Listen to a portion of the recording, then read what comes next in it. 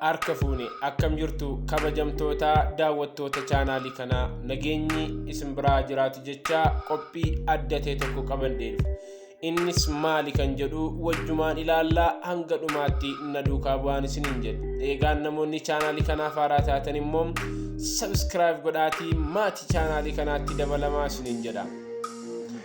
Eegaa wanti irraa haasa'uu deemnu namni suuraa isaa iskiriinii irratti argitan kun daa'ima reefuu hoggaa 6 guutuu jechuudha. Daa'imni reefuu umriin isaa hoggaa 6 guutu kun qaamni isaa nama umriin isaa hoggaa 6tiin wal fakkaata moo wal hin fakkaatu?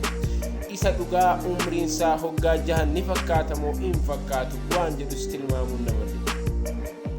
Eegaan daa'imni kun kan itti dhalates kan amma jiraachaa jirus asuma biyya keenya Oromiyaa magaalaa Finfinnee keessa.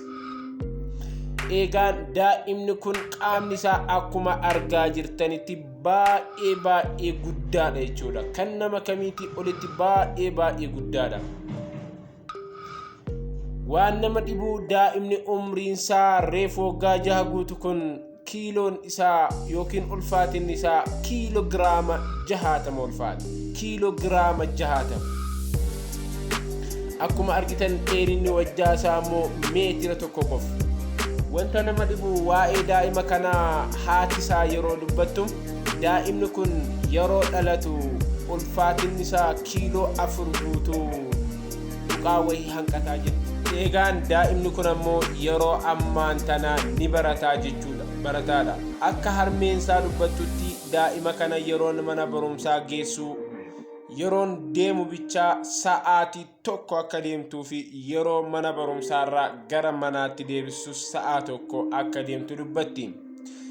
Eegaa sababa ishiinis harka qal'eetti waan taateef daa'ima kana geejjiba ittiin deddeebistus yookiin immoo mallaqa ittiin geejjibaan deddeebistu waan hin qabneef daa'ima ishee kana harkatti qabattee akka karaarraan deemaa mana barumsaa geessaatiin deebistu dubbatti.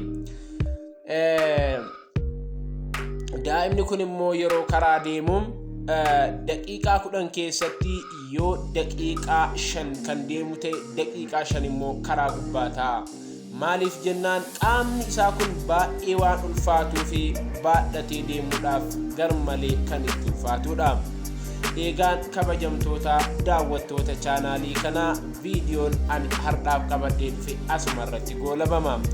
Akka waa irraa barattan abdiin qaba. Hanga dhumaatti waan na duukaa buutaniif baay'een isin galateeffadhaa. Naaf jiraadhaa. Galatooma. Namoonni chaanaalii kanaaf haaraa taatan immoo subscribe godhaatii maatii chaanaalii kanaatti dabalamaa isiniin jedhaa. Baay'ee isiniin jaalladha.